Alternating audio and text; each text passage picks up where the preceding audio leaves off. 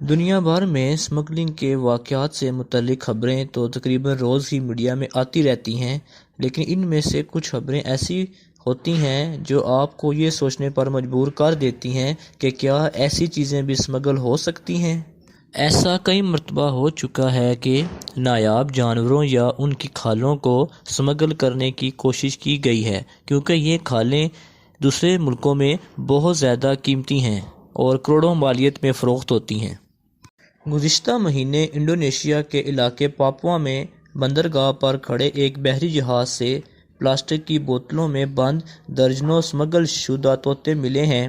Police کا کہنا تھا کہ عملے نے ایک بڑے ڈبے سے آوازیں آنے کے بعد 64 زندہ جبکہ 10 مردہ طوطوں کو برآمد کیا، جنہیں پلاسٹک کی بوتلوں میں بند کیا گیا تھا۔ انڈونیشیا میں غیر قانونی طور پر پرندوں کی تجارت سب سے زیادہ ہے اور ان کی مالیت کروڑوں بلکہ اربوں روپے میں ہے۔ 3 سال پہلے امریکی ریاست کیلیفورنیا میں ایک نوجوان کو شیر کے ایک بچے کو میکسیکو سے امریکہ میں اسمگل کرنے کے جرم میں گرفتار کیا گیا۔ یہ نوجوان الصبح سرحد پار کر کے امریکہ میں داخل ہو رہا تھا۔ امریکہ میں محکمہ وائلڈ لائف سروس کے حکام نے اس بنگالی نسل کے شیر کے بچے کو اپنی تحویل میں لے لیا۔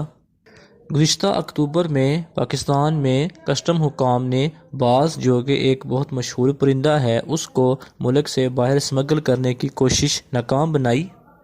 ان پرندوں کو افغانستان کے راستے سے عرب ممالک میں اسمگل کرنا تھا اور تقریباً ان کی جو پاکستانی روپے میں قیمت ہے وہ 20 کروڑ روپے سے زیادہ بتائی جا رہی ہے۔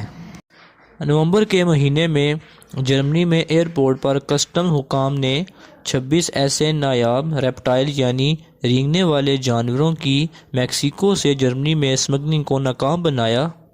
حیران کن طور پر اسمگلرز نے ان رینگنے والے جانوروں کو بچوں کے کھلونوں اور ٹافیوں کے لفافوں میں چھپایا ہوا تھا۔